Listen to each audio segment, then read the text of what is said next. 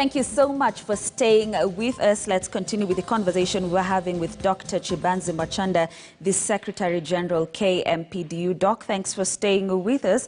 Let's talk about this Pfizer vaccine because UK has become the first country in the world to approve the vaccine ready for use from next week.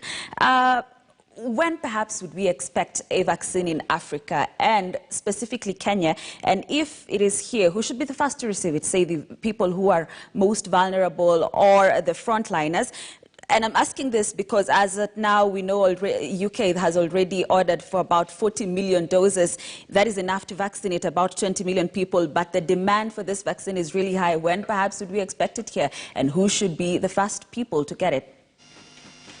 Yeah, I think first and foremost is to say that the issue of the vaccine is an issue that our country needs to take a lot of priority and give it a lot of priority.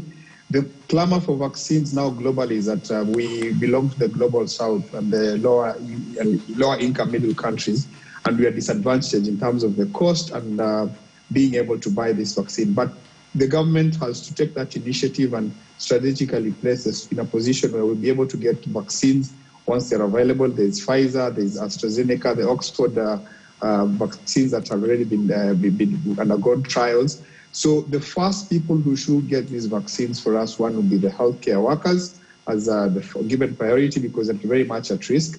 Secondly, for the vaccine, those who are very vulnerable in the communities, the elderly, and perhaps we could even consider the children. And then from there now is considered now a rollout for the entire population. But at least we should secure vaccines for the people who right now are vulnerable and care workers who remain at risk.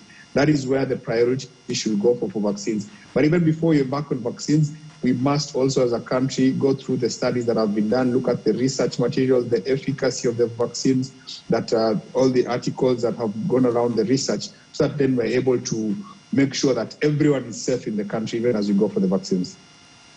All right, Doc, unfortunately, that's all the time we had. Thank you so much for making the time to join us here on News Desk. Dr. Chibanzi Machanda there, the Secretary General, KMPDU. And still on matters COVID-19, let's cross over to Nyeri County, where AMREF and the Disability Caucus have organized a COVID-19 information and sensitization meeting for persons with disabilities as the county battles the spread of the virus, with numbers in Nyeri County rising daily. We're now joined live by our reporter, Daniel Kariuki, for more on what's happening. Kariuki, good afternoon. Great to see you. Talk to us about what's happening from your end. Right, thank you very much, Grace Kuria, back in studio. And of course, here in Nyeri, just like you said, the numbers are rising. And the county as well as the area leaders are organizing to ensure that the people with the disability, their issues have been addressed. Remember, they have been having challenges concerning the COVID-19, and I want to be, or rather, I want to speak to one of the PWDs who is going to tell us maybe some of the challenges that they are undergoing. And you are going to tell us your name, and then you are going to tell us maybe some of the challenges that you are undergoing. Okay, my name is Caroline Wanjera. The first challenge I can say is about the washing hands station. Sometimes you find that the washing hands station is there and the water is there, the soap is there, but most of the time you find that before you reach the water, you need to, there is some challenges that siwezi fikia hiyo maji because it is too high. Maybe the technology that is here nowadays, you find that so that the water can come out, I have to press with my feet. And you can see I'm on a wheelchair, so pressing the water to come out, it's a bit difficult for me. So, and also for the public transport. Public transport are never friendly to person with disability. So you find that at the end of the day, I'll need the help of a person to come and maybe lift me to the car so that I can go to my day-to-day activities. And the help that I need is somebody to lift me. And you see that the contact between me and that person who is helping me, he's a stranger, I don't know him. He don't know my status, I don't know his status.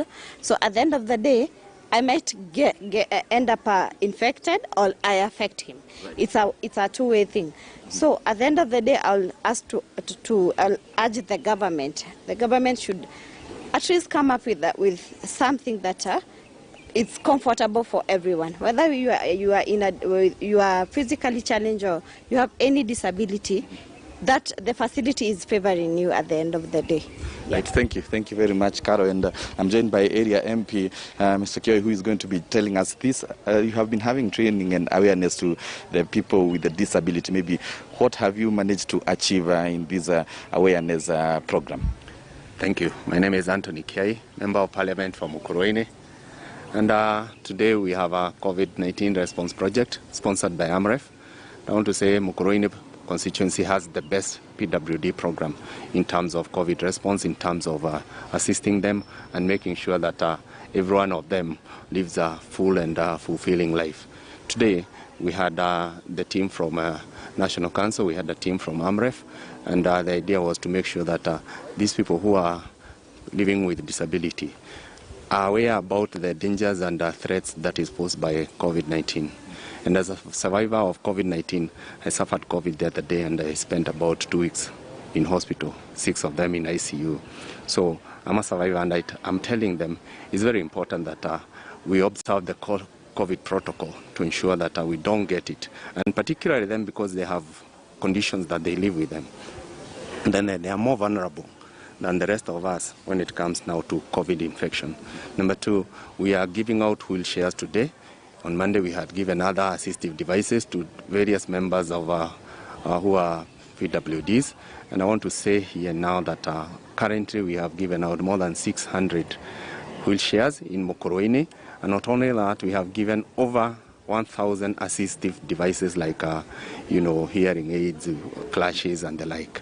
So we take the issue of PWDs very seriously in Mukurweini because we know they are able differently. It's only that they are never given that platform. So we are doing exactly that, giving them a platform to shine. Thank you. Thank you very much, the Area Member of Parliament, Anthony Kioi, talking to us on the program, the awareness program, and we'll keep the viewer updated on what is going to be ongoing with the training and the achievement that this program will have had. Now I take you back to Grace Korea in studio. Over to you, Grace. Right, Karaoke, thank you so much for that. Let's switch gears now and talk matters sports. Real Madrid manager Zinedine Zidane said he's